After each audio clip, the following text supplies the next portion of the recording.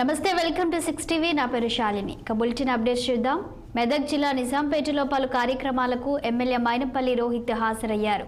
కువైట్లో బ్రెయిన్ ట్యూమర్తో మరణించిన పాపయ్య గారి కుటుంబాన్ని ఎమ్మెల్యే పరామర్శించారు.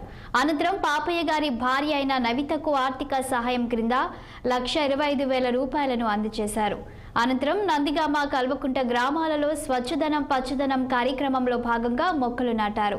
కల్వకుంట గ్రామంలో రోడ్డు ప్రమాదంలో మరణించిన పురుషోత్తం కుటుంబాన్ని పరామర్శించి వారి కుటుంబానికి అండగా ఉంటామని భరోసా కల్పించారు. స్వచ్ఛదనం పచ్చదనం కార్యక్రమంలో చెట్ల మొక్కలు నాటామని, రానున్న రోజుల్లో నిజాంపేట మండలాన్ని అభివృద్ధి బాటలో నడిపిస్తామని ఎమ్మెల్యే మైనంపల్లి రోహిత్ పేర్కొన్నారు.